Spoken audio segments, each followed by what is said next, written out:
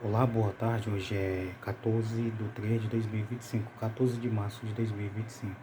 Antigo Testamento, parte 2278. Então, estou lúcido, sóbrio, para a honra e a glória de Deus, para ler as Escrituras Sagradas, o Novo e o Antigo Testamento.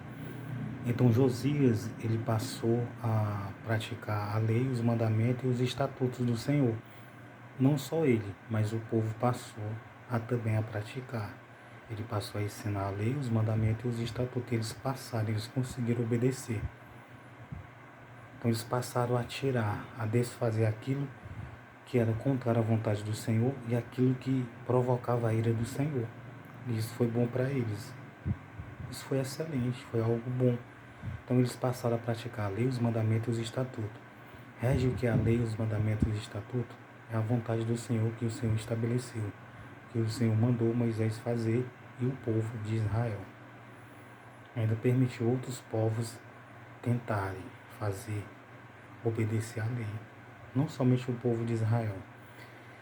E Josias passou a fazer a vontade do Senhor e passou a praticar a lei. E passou a obedecer a lei do Senhor. Então, 2 Reis 23, versículo 15. O altar de Betel é profanado e derribado. Esse altar está escrito profanado, né? Mas está escrito assim, profanado. Mas só que ele derrubou aqueles altares porque era idolatria, era abominável aos olhos do Senhor. Era desagradável aos olhos do Senhor.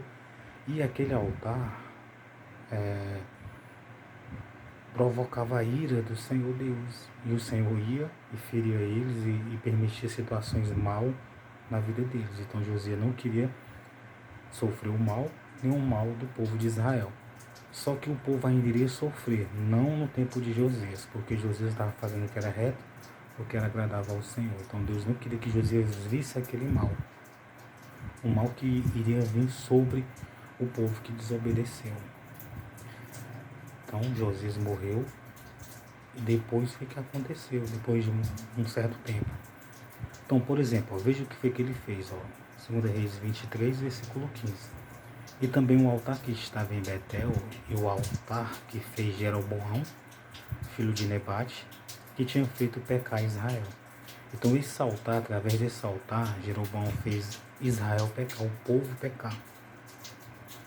Juntamente com ele o altar.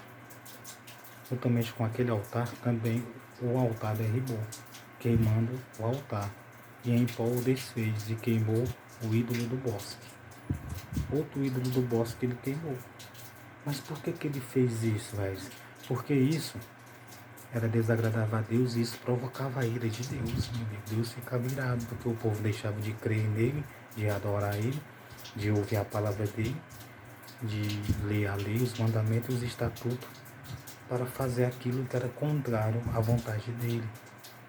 E além do mais, pegava os ídolos e colocava no templo, que era para se sacrificar, que era para sacrificar ovelhas, animais, em sacrifício, em oferta pacífica. Aí eles faziam tudo diferente, tudo errado. E isso era desagradável, isso não era bom para eles. Então ele passou a praticar. E quando ele tirou isso aqui, quando ele derrubou esses altares, ele estava obedecendo a lei.